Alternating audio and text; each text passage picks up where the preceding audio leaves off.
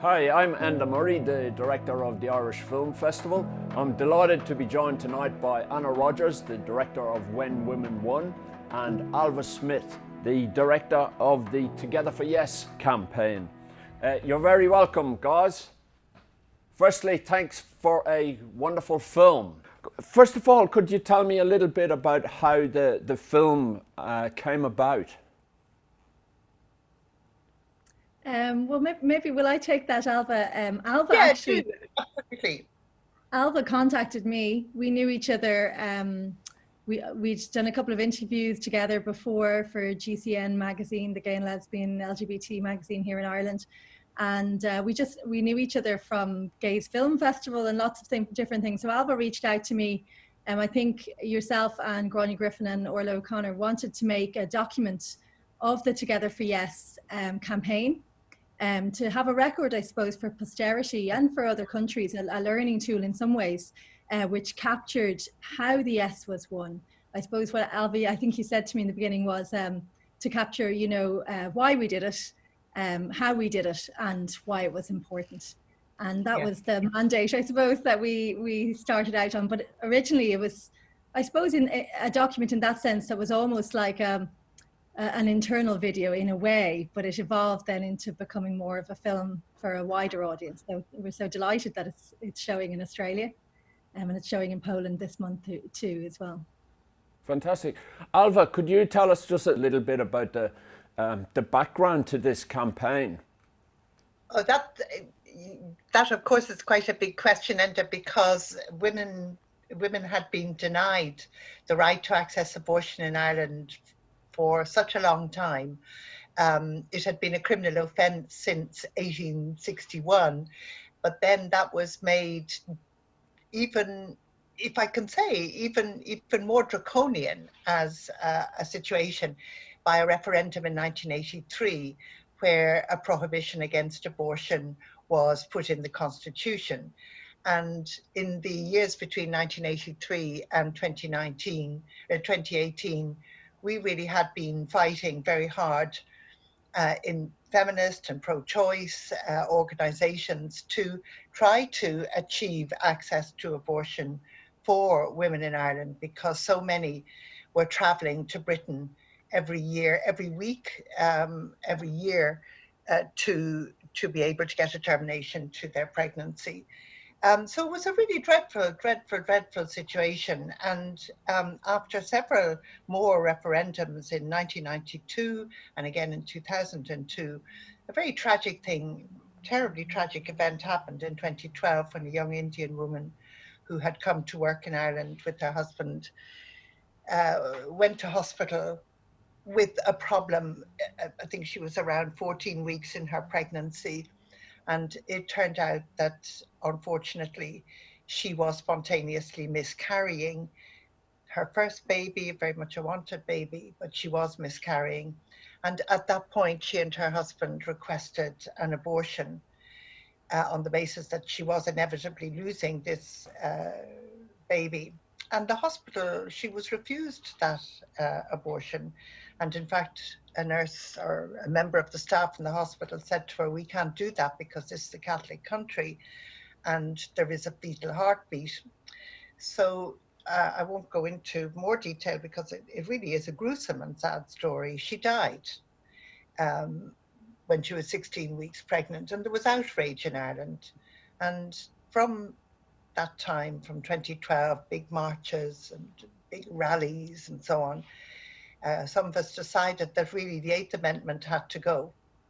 So we came together and formed a big coalition to fight it, and ended up several years later forming the Together for Yes campaign to fight the referendum. But there were many organizations, the Abortion Rights Campaign, the National Women's Council, we had trade unions, youth groups, many other not-for-profits or NGOs.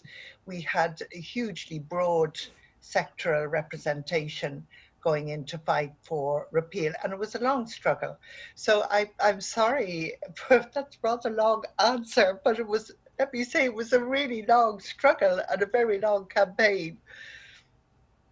there was a particularly moving moment for me in the film where I think you filmed women coming back through Dublin Airport. And I think there was a lot of stories there in terms of women coming back to Ireland, many of whom, you know, may have left Ireland partly because of the social, you know, restrictions and the landscape that there was. Do you want to say a little bit about that part of the film where the women came back? Yeah, the footage there actually was given to us by a company called The Realists, who captured it really well. It's important to say a lot of the footage of this came from filmmakers all over Ireland. It was a really a joint effort because, of course, we weren't there to film everything. I love the Home to Vote story. We had a similar story for marriage referendum, which is incredibly emotional. So we knew from a filmmaking perspective, this was something that we absolutely had to include. It's particularly poignant, I think, to see people galvanized and all collectively deciding to travel home. And the reasons, you know, as many people that traveled, there were that many reasons for people coming. And some, of course, didn't even share the story of why they were doing it, but they maybe had a story, or their sister or their friend. And seeing, I think, fathers as well coming to support their daughters and meet them at the airport just really got me, you know. But yeah, hearing those interviews from people and why they travelled was an important moment. And it's always very uplifting, I think, in a documentary like this to include a scene like that. So yeah, it's one of those we had to get it in. Point to add to that I think, you know, the young women in particular flocking home in such great droves, and if they couldn't come home because they were maybe in Australia or they were over in Canada or wherever they were flooding social media with their messages. And for me, that it was so indicative of the fact that this was such a very different Ireland to the one I grew up in, very different, that when you leave to work in Australia or Canada or wherever it happens to be, that you haven't broken your link with home, that you keep that you come home, that you know, it's not the kind of break that it used to be. And I remember for members of my own family going to Australia, that it's much easier to keep the connection. But also that these young women, they have such a different view of what Ireland needs to be. And they were so determined, and they really fueled and fired and were such an incredible dynamo behind and beneath that whole movement to repeal the Eighth Amendment. Really important. Young women and young men, actually. So that's important too. Yeah, thanks. I'm going to come back to that a little bit later, but I was going to jump to you, Anna, and ask what, just to say a little bit about your own background in filmmaking and then why this topic was important for you to be involved in. Well, I've been making documentaries for probably about 20 years now. A lot of the films that we've made in the last 10 years were around LGBT rights and LGBT lives. I produced a series with Eve Kelleher for RTE called Growing Up Gay, and we subsequently went on to myself and my producer on this film, When Women Won, made a film about kissing and holding hands in a gay and lesbian couple in public. And this was kind of, you know, 2000 and what year did we make that? 2012, you know, before the referendum here. So we made a lot of films, you know, following that whole story around gay and lesbian parenting and the referendum itself. So, you know, when this referendum was happening, you know, I suppose obviously the same as all women in Ireland, I think I was watching it closely, and you know, I think it was important to everyone around me. I felt very strongly about it, and but at the time I wasn't filming it. I was more, I suppose, an observer and watching what was happening with great trepidation. I think we were all very nervous, and you know, I remember distinctly the night before wondering, really was it going to pass? Because I didn't know. Alva, if you had a different view, perhaps being in the central station there. And I wish that I had been there to film it on the day, because it was such an extraordinary day. I went down to Dublin Castle and I was there surrounded by everyone. And even more so to the marriage referendum day, I just felt like I was in a different Ireland, and I couldn't believe in some ways that, you know, we'd done it, but we had. And I think after that, then, you know, we had the conversation about making a film about it. And then the big task came of, how do you tell a story when you weren't there filming, when you didn't have the cameras rolling?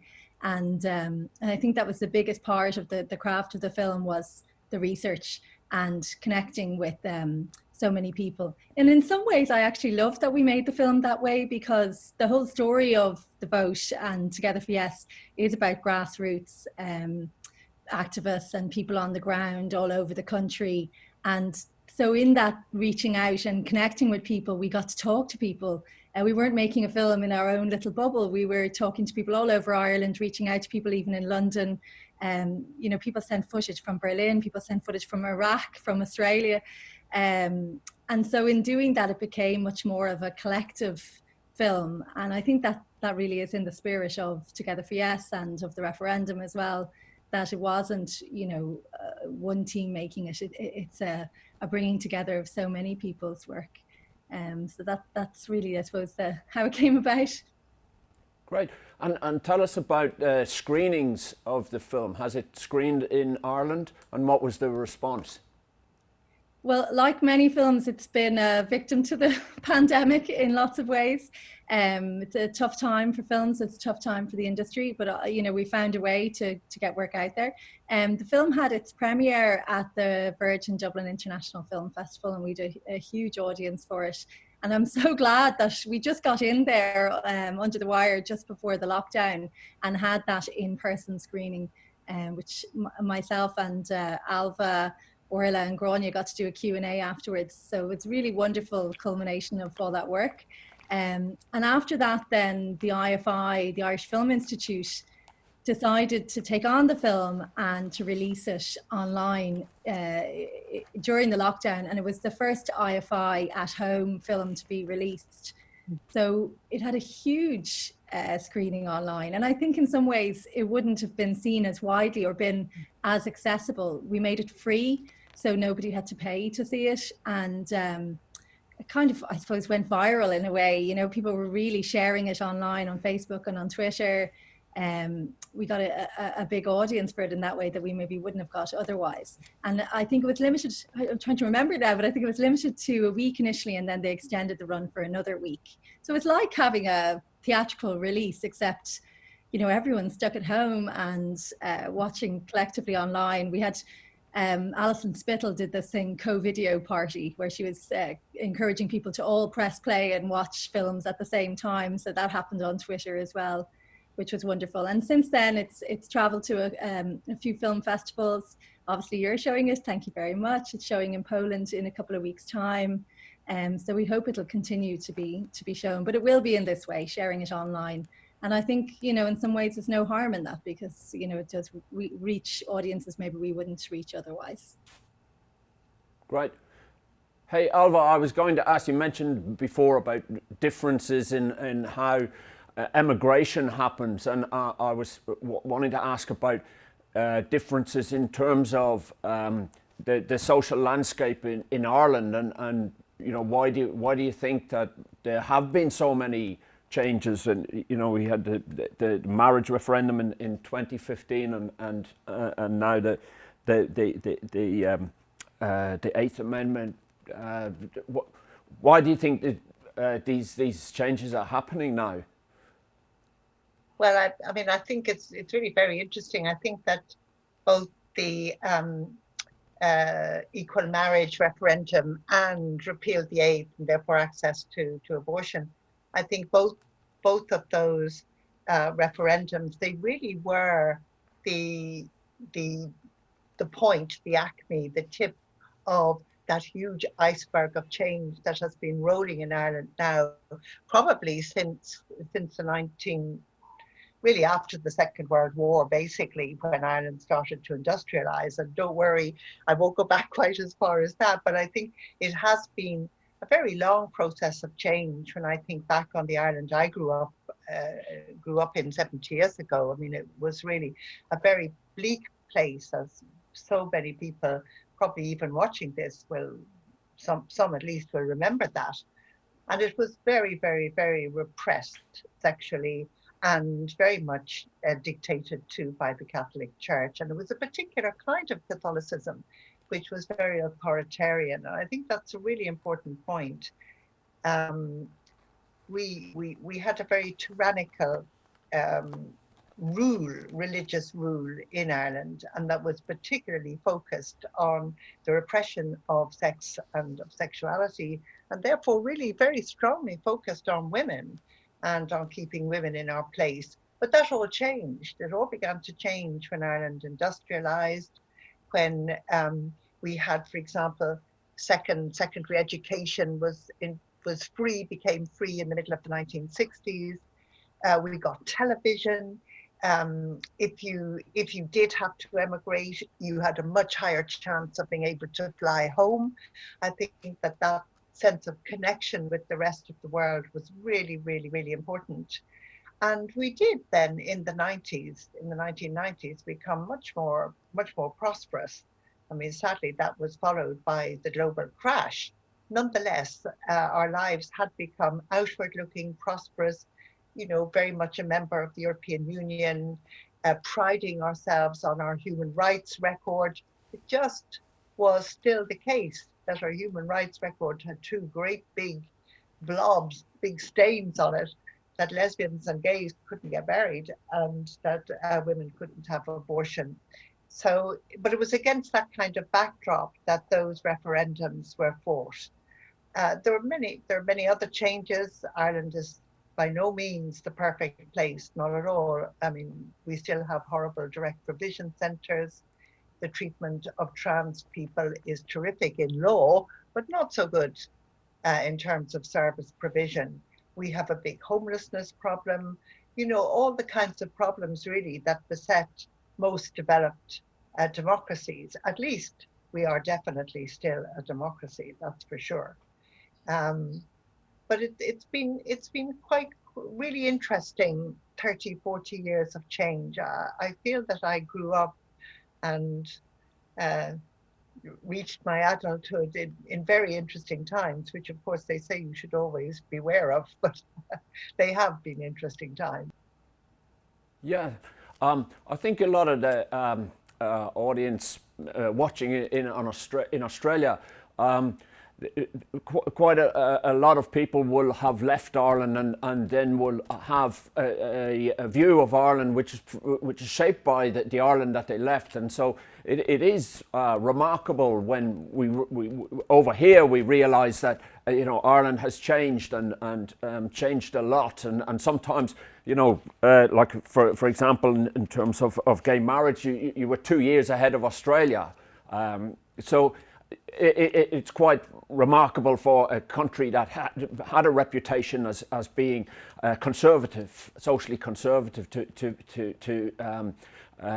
see these things happening. And you mentioned about the kind of Ireland being international facing, and Anna, you mentioned that the film is about to be shown in Poland. And how this film is almost like a blueprint for a campaign. So is there some connection there in terms of the situation in Poland? I think they decided very quickly to show the film. I know they reached out to our producer Zlata only in the last couple of weeks, and we've all been watching what's unfolding there and the incredible courage of people coming out on the street. I think there's been almost 1 million people out on the street, in the middle of a pandemic. Obviously, this is so incredibly important. Access to abortion was already incredibly limited in Poland, and there was a very small number of legal abortions prior to this anyway, I think mostly for termination for fetal anomalies. I think over 120,000 women travel abroad from there every year. So like Ireland, women getting, on planes and leaving the country, or getting on trains and leaving the country for abortion. And with that, probably some dangerous abortions happening that are unmonitored by medical professionals. I think there's a huge number of backstreet abortions in Poland. So the fact that they want to show this film, I think, is partially to show the power of protest, to encourage the women there and the men who are out on the street. You know, there's people of all ages out on the street. I think everyone realizes the danger of a law like this coming into force. And people are starting to really rise up and show the power of people really getting out there, marching on the street, that it can change things, it can overturn even Supreme Court laws and have a huge impact. So I hope that the film gives them, I suppose, is a bit of a beacon to them of hope, and that they can see, I suppose, you know, even in a very Catholic country, we're not dissimilar, Poland and Ireland, that people can make a difference, and just to not give up fighting, not give up getting out on the street and pounding that pavement. Very good. Tell us, Anna, what's on the horizon for you in terms of projects? Well, as we said already, it's a difficult time. We very gratefully have some funding from the Arts Council, and we're in development and pre-production of a film about HIV. It's called How to Tell a Secret, and I'm working with the theatre director, Sean Dunn. It's a difficult time, but it's also a very exciting time in a way. I love when there's obstacles to films and you have to work around them and find new ways of working. So we are working a lot with people in theatre at the moment, because obviously theatre shows can't happen. And Sean had a play called Rapids, which was about, I suppose, HIV disclosure and the act of telling somebody that you're HIV positive. And we are translating that film into a documentary, but I suppose it's a documentary drama hybrid. But we're working on how to begin filming. Obviously, you know, we're working with a community that are immunosuppressed, and it's a bit of a worrying time.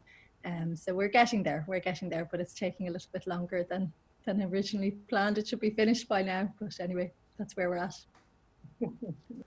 Thanks very much. Anna Rogers, Director of When Women Won, and Alva Smith, campaigner. Thanks very much for your time, and good luck.